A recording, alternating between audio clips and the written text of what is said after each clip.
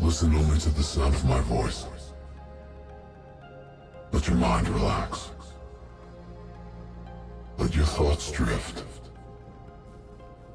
Imagine yourself in a frozen forest. Hello there, Sir from 17 once again. This is my Black Ops 3 realistic difficulty video walkthrough. This is mission 9, it's the Sand Castle, and we're going to be beginning this mission in the jet.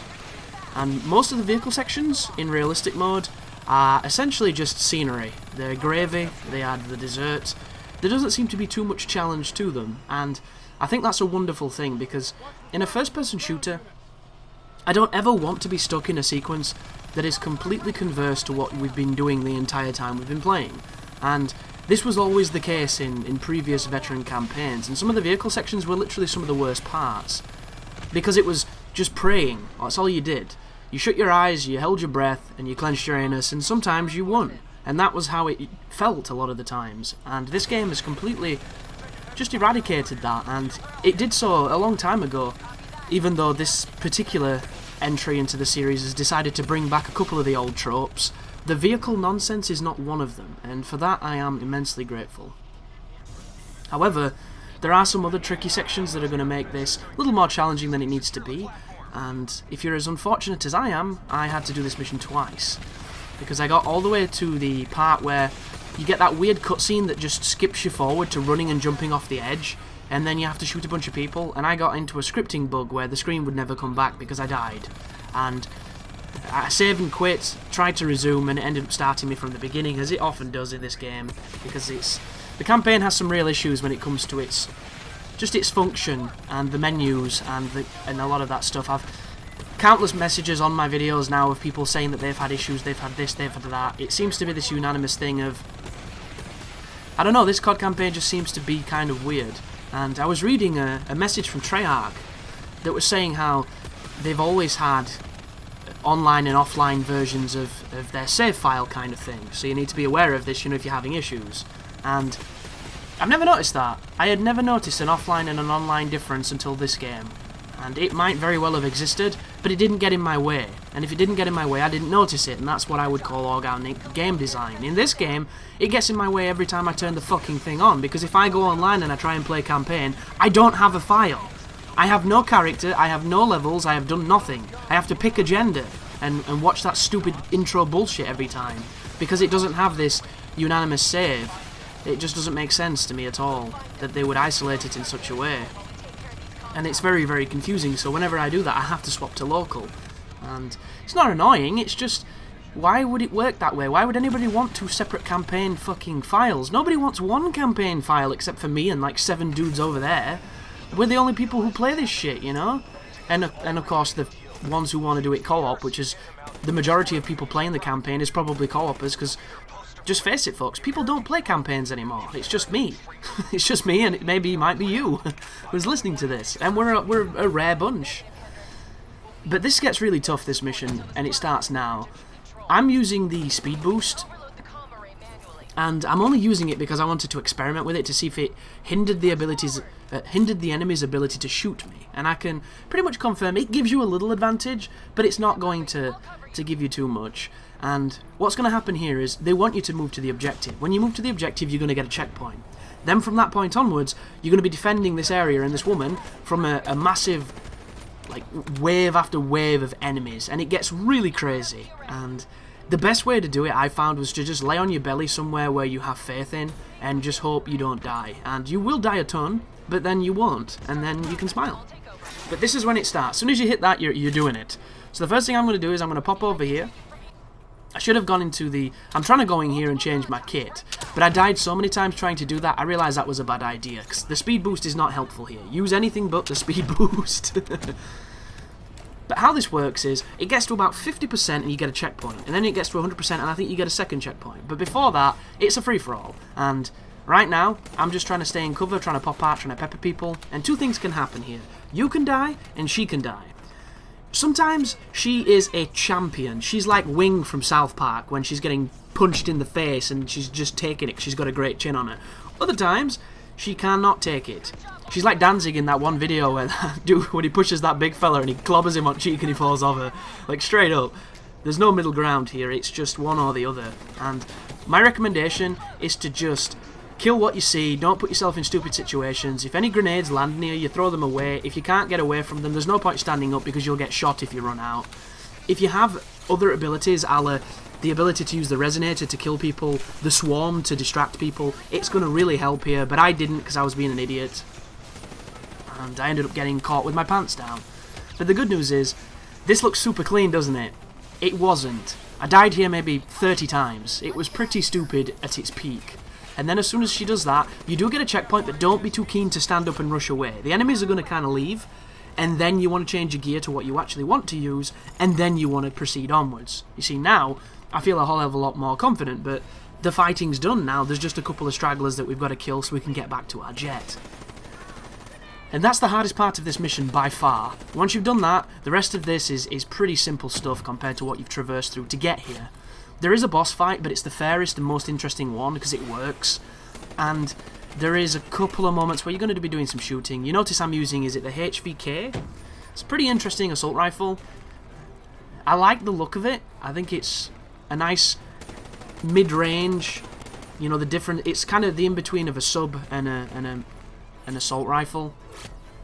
Having a lot of fun with it. I bet it's pretty good in the multiplayer once you get used to it. And it doesn't sound too offensive. And I like how the vent pops out when you reload. I don't know if that's just perspective or if that's a feature of the gun or what, but it looks interesting. Because if you think about it, reloads have been same for a very long time, haven't they? And then every so often, we get these really interesting ones where he'll use the same hand to take the clip out and put the other one back in at the same time, like the G36 in Modern Warfare 3. Every so often we get these really cool ones, and I like the cool ones. I wish there was more cool ones. You know, I wish they were kind of stupid and the type of stuff you just wouldn't do. Because that's the kind of thing I like. You know, I like how, like, you know, in Desperados when Antonio Banderas just goes from having perfectly normal sleeves to all of a sudden having those guns popping out of them, and if you go frame by frame, you can see that he's almost got a different outfit on in the second half because you couldn't fit those guns in the sleeves previously. Because they actually were tailored to fit, and then they were tailored to accommodate these two secret pistols. But, like, in that film, he does the most ridiculous methods of shooting that I'm pretty sure would not help you whatsoever, and the way he reloads and stuff, it's just, it's fun to watch. It's stupid, but it's fun to watch, and that's the kind of stuff I'm always a fan of. Like, I love the idea of incredibly silly but flamboyant reloads. Which is one of the reasons why I really liked when Arnie was spinning that Remington thing, you know, that like kind of Winchester. I don't know what kind of gun it is. It's the old school shotty thing he was using in Terminator 2, where he literally flipped his whole hand to get that reload because you're normally meant to use your other hand to push it back and forth, and he just cycled it because he was on the bike, and it looks so cool, like really cool. Oh, by the way, this is a little tricky too. So as soon as you pop off here, there's going to be a ton of people looking at you, so you want to put your vision back on because the game turns it off a lot between cutscenes and between sequences. And then we're going to be pushing towards where that guy ran towards. We're going to be pushing over there. We're going to do a big circuitous route around this platform, and then we're going to go and get to the area that you're meant to defend. And this one is hilarious because you don't actually have to defend it. You can sit on your ass in a corner and nobody bothers you. However, I did this a second time and a random grenade found me, but I managed to chuck it away. That was the only time anybody even paid me attention, and then when you're getting out, it's equally as simple. But this is realistic mode, folks. You do die very quickly. However, you're playing this for a challenge, or you're playing it for a trophy, or you're playing it for, you know, with your friends or something, so you're coming to this to die. That's what this mode is designed for. And somebody mentioned that they didn't really like the idea of this difficulty, and they didn't see the point in it. It's essentially just, I don't want to be the guy COD edition, I think he said. And I don't know too much about the game he mentioned. I don't know those fan mod things too well. But I'm pretty certain in those games, don't you die from one touch from everything? In this guy you don't. In this game, sorry, you don't. So there is a difference, and there is some balancing here. It's just at times it definitely feels kind of unrealistic and a little crazy. Someone also mentioned that it'd maybe make sense if the enemies died quickly and you died quickly, a la one bullet each. But I don't think that it would make too much of a difference, because the enemies don't take that much damage. It's just the stupid ones that do. It's the vehicles. It's the armoured guys, you know. It's the one who dances for 10 days before he decides to do anything decent. but for the most, it's not too bad at all. Oh, by the way, my electronics aren't working for some reason, and I don't know if it's plot related, but if you notice, I have a full gold circle. It's just not letting me use my gear. And I don't know if this is meant to happen during this point. I don't know if there's something giving off interference, or if there's some, you know, cliche moment of the heroes being gimped. But it looks like it should work, and it doesn't. So I was having a technical issues. There you go. That's a new word we've just created. Technical issues. It's issues and it's derping at the same time. So, in here, she's going to go up onto the roof. All you have to do is go up and touch the touchy symbol that it's asking you to touch. Sounds simple, doesn't it? Then once you do that, we're going to run back into this room and we're going to hide and no one's going to come and find us. It's one of those moments where I was like, oh god, not again. This again? Really? After that horrible one we just did? And then this one is laughably easy because nobody's going to find you. So just cruise. I pick up, I make sure I've got my ammo, and then I cruise back into this room and I'm literally going to sit in this corner, just here. I'm going to look super paranoid, I'm going to be laying down, I'm going to be looking back and forth, I'm going to be getting prone blocked, I'm going to be worrying, but nothing is actually going to happen, and we're going to be getting checkpoints and everything's going to go smoothly. So, if you were fearing this section, don't, because you can cheese it, and that's exactly what I'm doing. I'm in the kill box, but nobody comes to kill me. But I was talking in my Fallout playthrough yesterday about people advertising on my channel, which I always find kind of funny considering my channel is kind of small in the echelons of YouTube. It's probably like the bottom 5% in the grand scheme of the hierarchy, and it just makes me laugh that it's always the people who have no time invested in doing it. Like, I could understand somebody who's been on YouTube as long as me, maybe getting a little frustrated, maybe wanting to grow a little quicker than they are and going out and doing advertising on other people's channels, and I say I could understand it. I don't understand it because I hate it. I don't like it. I don't understand why people do it. To me, it's inherently dishonest and it's ugly, but I can kind of take away my own bias and my own judgment and understand it if you've been doing it for a while, and if you've just not seen any growth, or if everything you do you feel is of the highest quality you can make it and is entertaining, and there must be somebody that likes it, because there's somebody out there that likes everything. I've mentioned this before. There's a lady who eats shit and enjoys it. Come on, guys. Somebody's gonna like anything. So I could kinda, in a weird alternative version of myself that isn't full of malice, kinda grasp that. But it's always the people that haven't been on here at all, who've got like 10 fucking videos and no subs, and they're all like, I think I deserve more. Why? What the fuck do you deserve? Except for obscurity and no views. By the way, this ship is a dick. He's going to be peppering me this entire time, and the people in the sky that are meant to be fighting him are doing a very bad job of doing that. He can kill you if you get unlucky, but for the most he's not going to do much. All you want to do here is thin out the troops and get on your ship. This actually might be a decent time to use the combat boost, but I don't have it. And I can't use any abilities right now because of the sandstorm or whatever insert generic reason. The game is broken, my play is broken, I don't know. But I couldn't make... Oh, that's a bad guy. Palm of Doom! See you later, friend. And we come over here using the boosts. I'm back in the ship, and I believe that this is probably a checkpoint. But it comes from this inflated ego that we all have. And it's unfortunate, but it's exactly what makes us human. It's the reason we wake up every day, instead of realising that we're essentially in this cyclical cycle of entropy, which is a very grim realisation when you realise that you're decaying every day and you were eventually going to die, and ultimately you were nothing but stardust. So, good luck enjoying your life, you know? So that's why you need the ego. You need the ego to be like, yo dog, don't think of it like that.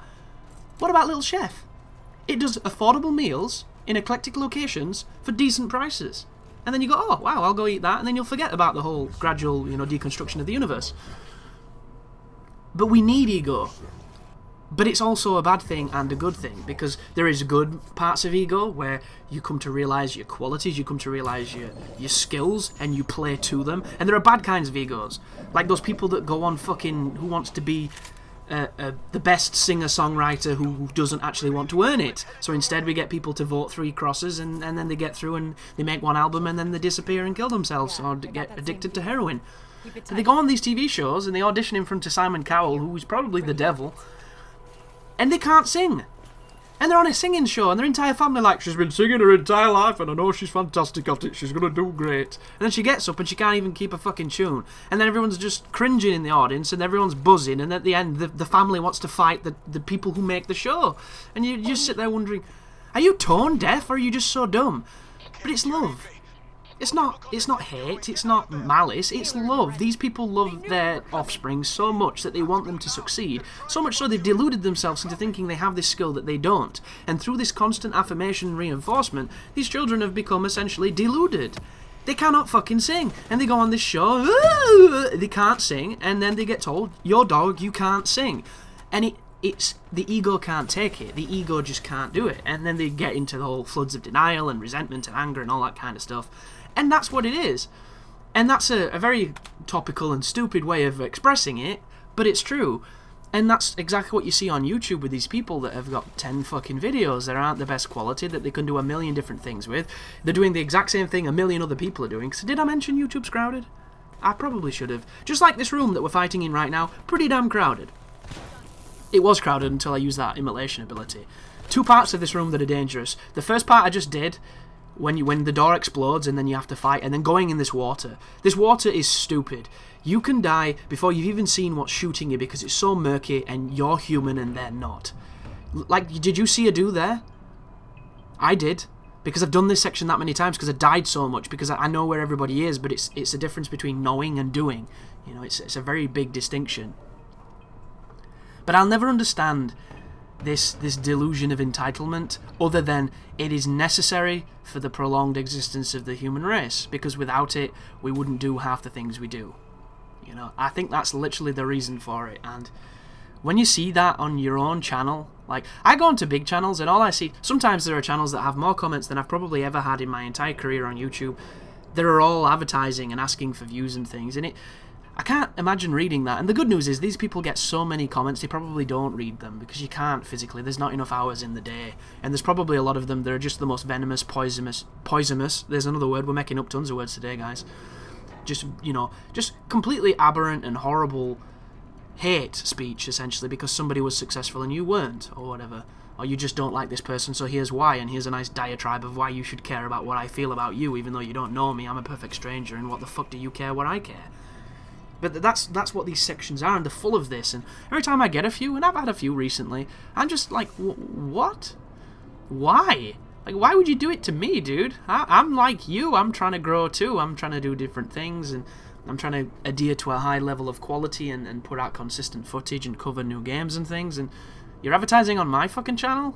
Wow. You really must be dragging the barrel. As a good old Kane here shooting into a crowd of machines and not doing much. And if you do have a few grenades, you can probably try your grenades here, but I wasn't having any luck with it.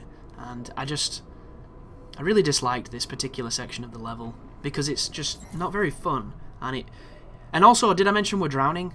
So you can't even stay here too long. But you see how many dudes there are? There they are. Lots of people. I should have probably recorded my second run, because I did this a lot smoother. But I think that this is an honest and great observation of just how dodgy this moment is. By the way, do not do what I just did then. Did you notice how my oxygen didn't go up? In this game, you have to wait for your oxygen to go up before you can go submerging again. I'm so used to games just immediately refilling and then you go back down, and all I did then was waste time because I'm still gonna drown. So it's one of those weird things. I didn't really understand how the oxygen worked, because you don't do a lot of swimming. But just advertising on another channel, that could have been real dangerous then. Thank God I was strafing. It's a very strange thing, isn't it? And it makes me wonder, do any of people who do that ever get big channels, ever get, you know, popularity? Because there's no true way to phrase, I know this is someone else's channel and I should probably respect their space, but I'm going to promote myself anyway because I'm, you know, so selfish, essentially. And I wonder how many people, because I have mocked these comments several times. I've even mocked these comments to the people putting the comments, you know, because it's just a part of YouTube. It's all over the place. And I wonder if there's some dude out there sitting on a little fucking ivory tower, you know, in his golden throne, just like, yes, I conquered the game. I passed go, I got my money, and I did it all by advertising on other people's channels, yes. I'm essentially the barnacle on the underside of some kind of water creature. We're both living together symbiotically, but I am the parasite. I am the king. I don't know. But this is Call of Duty, this is more shooting, and we are in Egypt, or future Egypt, which is essentially Egypt with the slave transport from Star Wars. You know, that's pretty much what this is. And we're doing a lot of shooting, and I find this hilarious. As much as I want to love this section, because I do like jets, and I do like shooting things in jets, the game doesn't even trust you to fly this fucking thing. It flies by itself. All I'm doing is controlling the gun aimer. It's ridiculous. Black Ops had a mission where you controlled a helicopter through canyons and shit. What happened to that? It even had like a jet section, didn't it, in one of them, where you could control the jet. What happened to that? And then it goes to this, where we're essentially hovering like a Harrier in the VTOL. The game is so afraid we're going to break it, or we're too retarded to understand what it wants, that it's just holding our hand the entire time. It's literally like what your mum used to do to you when you were younger and you went outside. She was so afraid you were going to die that, you know, she just kept you under lock and key. Like, have you seen those babies that are effectively on those chest leashes? It's like a weird vest manacle thing, and then they hook them up to a piece of rope or whatever, and they just drag them along. It's ridiculous, but it works, I guess. Keeps them off the roads and things. Keeps them from, I don't know, doing what they want to do. Which is strange, isn't it? Because we spend our entire adult life denying what we accepted as a child. Have you noticed that? None of the bias, none of the judgment, none of the ingrained prejudice and hatred. Just a general enjoyment and joy and innocence of life and all of its colours and flavours, without distinction, without names, without monikers. Then we become an adult and it's like, you can't do this, you can't do that, you shouldn't do this, you shouldn't like this, you shouldn't like that. How dare you think this? Like, it's ridiculous. But keep on shooting those red triangle-y things. I say triangles, what the hell is that? Like a hexagon? A pentagon? A diamond? It's very unstable, my preview window right now. I appreciate the green ones were triangles, but the red ones were not. They were a shape I've probably known a very long time ago, but have misled in my brain. So, once you get out of the jet, put back on your vision, and then proceed to chest-high wall the rest of these dudes. And I've been thinking, because I do that, you know, it's dangerous to a totalitarian government or a autocratic society, but I still do it because I can't help it. What do you think the future of first-person shooters is going to be? Because we've done the future now, we're here. We've done the space stuff, we've done the Halo Alien stuff, we've done the Destiny rip you off money-wise stuff. We've done it all. You know, we've done the RPG, we've done the hybrid of different genres in the Fallouts and in the Borderlands and what have you. We've done the MOBA-esque ones, which is what Gearbox are trying to do right now. We've done it all. We started with the humblings offerings of things like Wolfenstein and Doom, and now we're all the way up to Black Ops 3 and Titanfall. We've done mobility, we've done first-person combat, you know, we've done lots and lots of things. Where does it go now? You know, what is the next thing? Where does it go? Because I just don't know. Where can it go? What can we do? Tell you what I would like to see. A game that does first-person combat that is melee-focused or just, you know, hand-to-hand melee weapon. Not necessarily gun, but even if it is gun, let's do it kind of differently. I want a combat system that does that stuff right, and really well. And if you think about some of the ones that have done it interestingly, I think Condemned was one of the best. And even then it was incredibly simplistic in its offerings. I want this next level of that kind of game. And you can add it to the mobility, you can add it to a lot of things. I would like to see the context-sensitive execution stuff, or even context-sensitive moves and actions, adhered closer to in first-person shooters. Like, for instance, in a game like God Hand, or in a game like Ninja Gaiden, you damage an enemy, and you get an opportunity to do some awesome kill on it. Ninja Gaiden, it's the obliteration techniques. You stab them, you chop their head off, and they die when they've dismembered them. In games such as God Hand, there is a prompt on the screen that tells you to press a button, and it goes into a unique animation. I would like that more in a melee combated action game, and it's existed before and it's existed in various formats, but I would like it to feel more natural and more interesting. You know how in Far Cry, you know, tricked me then. In Far Cry, you can stab people from behind, and then you get those equipments where you can either use their gun to shoot people, or you can throw their knife, or throw your knife into another person, or use a grenade or something like that, and you can chain an attack, and you can chain between people. Well, I would like an extension on that was actually skill-based rather than, you know, just not very satisfying, because it's satisfying for about 2 hours and then it stops being satisfying. And I would also like it to be way more animation focused so that there was more of them. Nobody wants to watch the same one animation forever. You want a whole host of different ones. And ideally, it'd be great if you could do a very specific thing to get that. So you could actually dictate the ones you get. And there could be animations that do a very specific thing. One animation could be focusing on crowd control. The other could be focusing on being lethally effective. One could be focusing on incapacitating or damaging a part of the body. You know, it's endless. There could be environmental stuff. There could be a whole host of things. But put it into something that's palpable and interesting and new and different. That's what I would like to see, because I don't think we do melee enough. And whenever we do, it's never good enough. A la Skyrim. By the way, this is where I got the endless black screen of scripting Doom. Because you notice how there was an awful transition there where it skipped me to running on that cutscene. And then when it put me in here when I died, when I woke up on the checkpoint, this is where I was. So if you're wondering why there doesn't seem to be too many people in this room, that's just how the checkpoint was. I assume Hendrix killed them and I got lucky, but I'm not questioning it. This game is buggy as fuck. I'm just going to get on with it. Keep pushing forward, killing dudes. The rest of this is pretty simple, so you shouldn't have too much issue. But I think it could be really interesting, and I would like it to be more than just two-button combat. I would like the ability to be able to combo between things. I would like to be able to perhaps differentiate between left and right fist, left and right kick, grab, or interact or something. Because if you think of things like Punch-Out, or if you think of things like Wonderful 101 that does that Punch-Out section, in that moment you can counter-punch people, and when you get a stun, it gives you an opportunity to land a combo because they're weakened and things. Well, just imagine if, you know, you could hit somebody and counter-punch them just as they were attacking and you got frame advantage, and it knocked their head back and there was some kind of indication that they were stunned. Maybe if it was just an animation you got used to seeing, or if it was some kind of HUD element, or a sound maybe, or a noise to tell you that was a counter, or that was a stunned counter, or a counter crush, or something like the new Street Fighter. And then from there you can press the grab and your guy grabs him, and from there you can do whatever you want with them.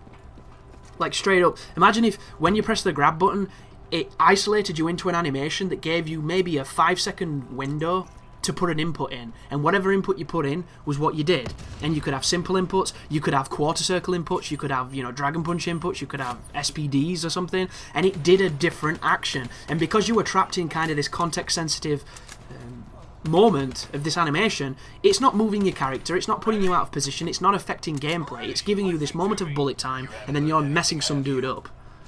And you can kind of make your own animation depending on what inputs you make or what inputs you put in. I think that could be something really interesting, because I don't know where first-person shooters go now. But this is a boss, and if you go in the middle of the room, he's going to shoot you with a sniper rifle, which kills you because it's a one-bullet kill from everything. What the game wants you to do, it seems, is jump up to this balcony, which is actually a lot easier than I'm making it look, but for whatever reason I could not get this dude to grab it, and I kept doing context-sensitive things like jumping over that, which I don't think should be A, I think it should do it automatically, but there we go. Once you're up here, you want to sprint and dash over here, and then once you're on these corner bits, you can drop down and touch the button. But you want to be careful, because enemies are going to spawn when you get over here, and you're vulnerable while you're doing this, so get in cover and hit this overload. Once you do this, it's going to do a bunch of fire and explosions, and it's going to give you a checkpoint.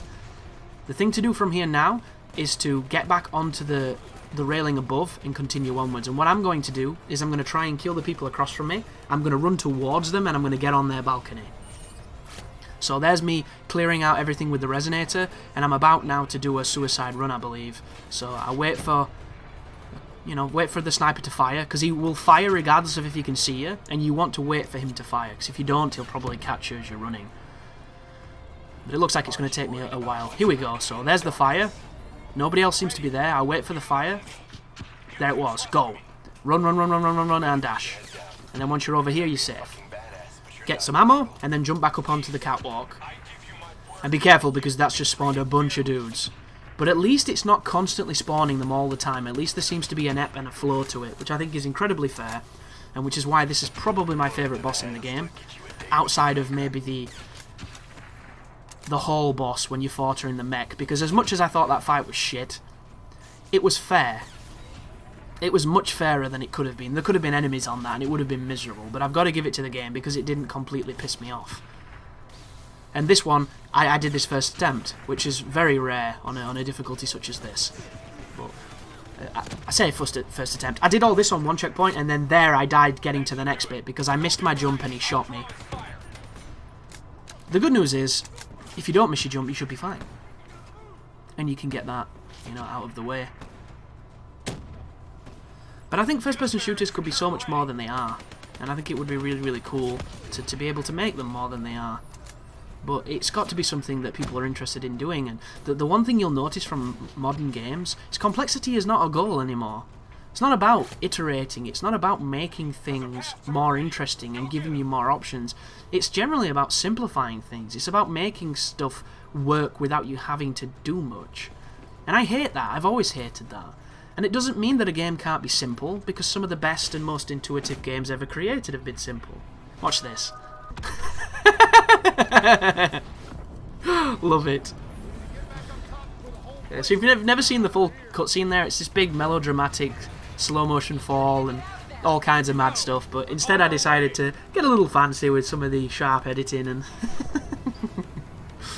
was it not better? I feel it was better.